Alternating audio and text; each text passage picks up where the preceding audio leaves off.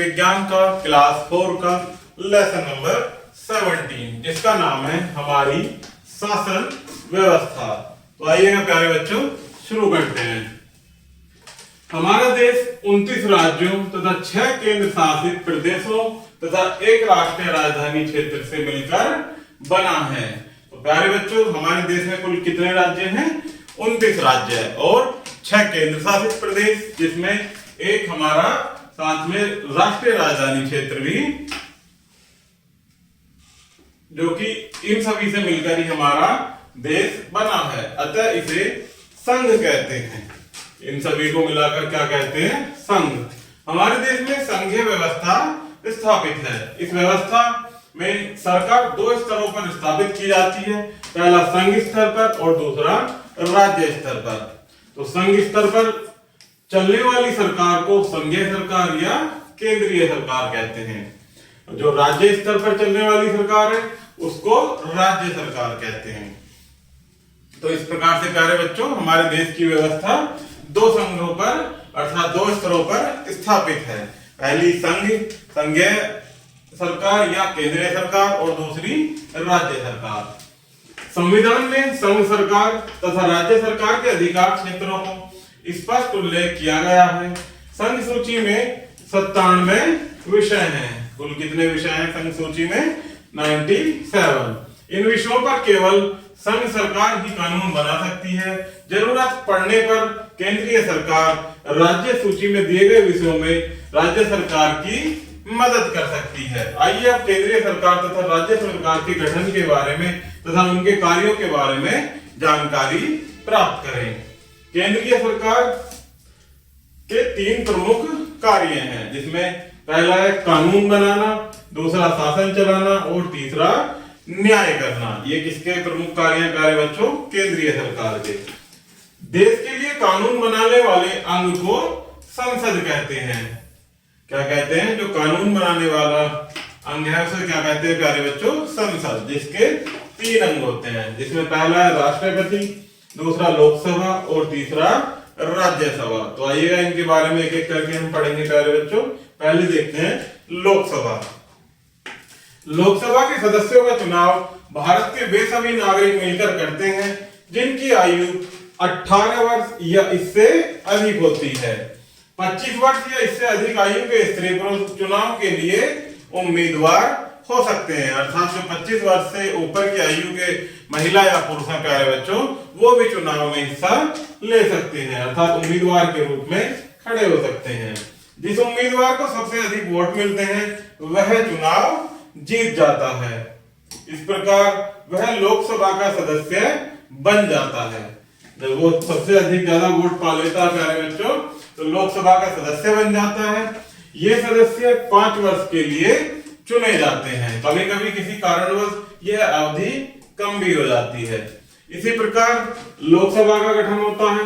लोकसभा के सदस्यों की संख्या 545 होती है। कितनी होती है? 545।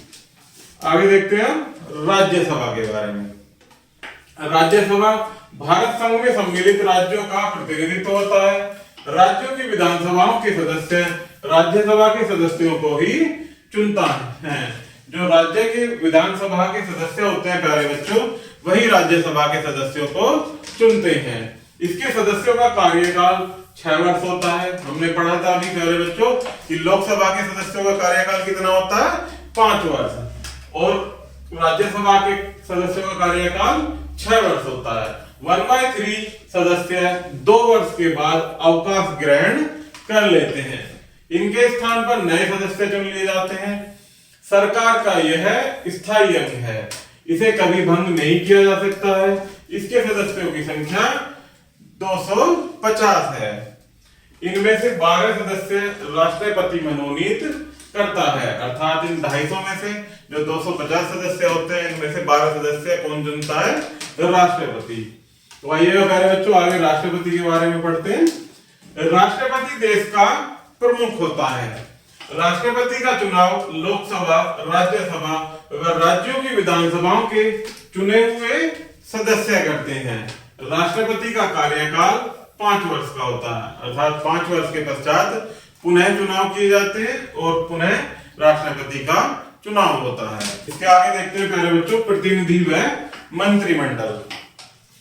लोकसभा में विभिन्न राजनीतिक दलों के सदस्य निर्वाचित होकर पहुंचते हैं। प्रत्येक दल अपने नेता का चुनाव करता है। राष्ट्रपति उस दल के नेता को प्रधानमंत्री नियुक्त करता है।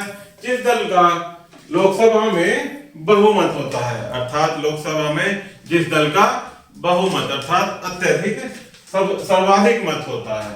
यदि किसी एक दल का बहुमत नहीं होता तो ऐसी स्थिति में राष्ट्रपति ऐसे दल के नेता को प्रधानमंत्री नियुक्त करता है, जो अन्य दलों के सहयोग या समर्थन से सरकार बना सके और सदन में अपना बहुमत सिद्ध कर सके।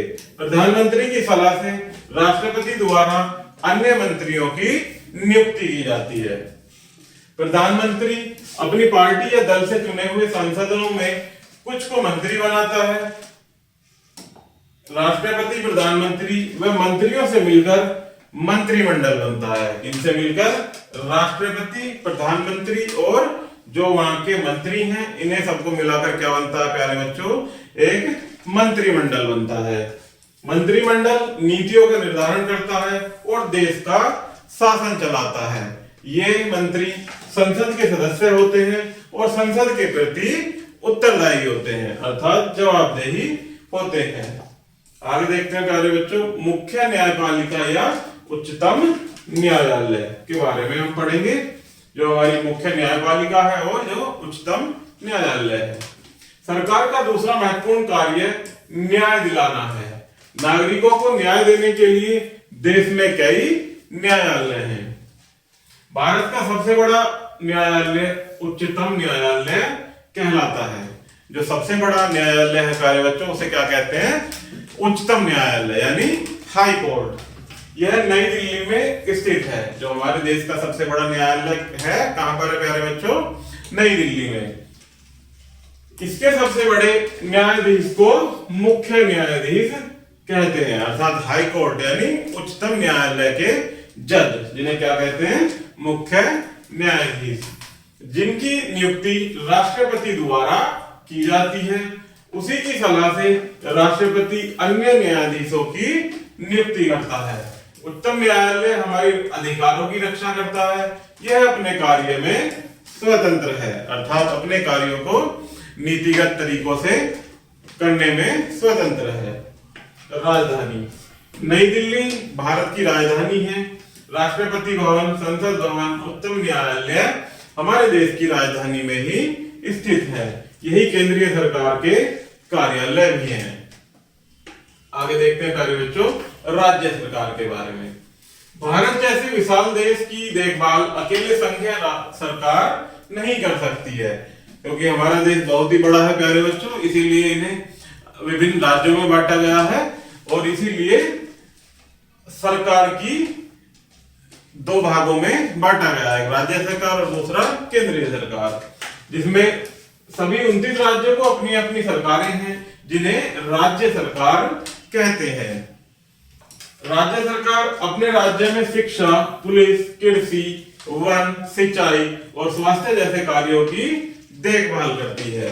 आगे देखते हैं विधानसभा। राज्यों में कानून बनाने और शासन चलाने का काम जनता द्वारा चुने हुए प्रतिनिधि करते हैं। इन प्रतिनिधियों से विधानसभा बनती है। विधानसभा के सदस्यों का कार्यकाल भी 5 वर्ष है। कितना है विधानसभा के कार्यकाल सदस्यों का? 5 वर्ष। विधान परिषद। कुछ राज्यों में विधानसभा के अतिरिक्त केंद्र में राज्यसभा की भांति एक विधान परिषद भी होती है। इसके अधिकतर सदस्यों का चुनाव विधानसभा के सदस्यों द्वारा किया जाता है। इसी प्रकार से राज्य में होते हैं प्यारे बच्चों राज्यपाल, जिन्हें गवर्नर भी कहते हैं। यह राज्य सरकार का सबसे बड़ा अधिकारी होता है। राज्यपाल की नियुक्ति राष्ट्रपति करता है। मुख्यमंत्री व मंत्रिमंडल। राज्यपाल विधानसभा में बहुत दलों के नेता को मुख्यमंत्री नियुक्त करता है। राज्यपाल मुख्यमंत्री की सलाह पर ही अन्य मंत्रियों की नियुक्ति करता है। इस प्रकार राज्य मंत्रिमंडल का गठन होता है। केंद्रीय में क्या होता है प्यारे बच्चों?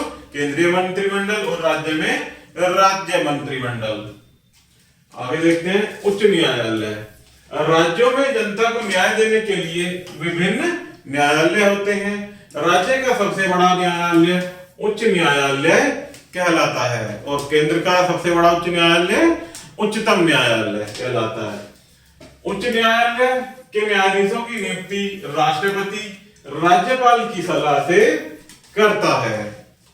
राज्यों में सरकार के काम को चलाने के लिए बहुत से कर्मचारी होते हैं।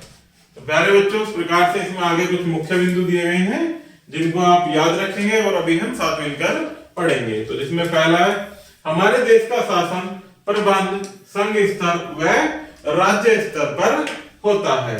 नेक्स्ट है संघ स्तर पर शासन चलाने वाली केंद्रीय सरकार होती है और राज्य स्तर पर शासन चलाने वाली सरकार राज्य सरकार होती है। भारतीय संसद के 3 अंग हैं जिसमें पहला राष्ट्रपति, दूसरा लोकसभा व तीसरा राज्यसभा होते हैं। राज्य का सबसे बड़ा न्यायालय उच्च न्यायालय होता है। इसी प्रकार से प्यारे बच्चों, केंद्र का जो सबसे उच्च न्यायालय होता है उसे क्या कहते हैं? उच्चतम न्यायालय। तो प्यारे बच्चों, इसी प्रकार से हमारा ये लेसन यहीं समाप्त होता है। आशा करता हूं कि आपको यह वीडियो जरूर पसंद आई होगी। धन्यवाद।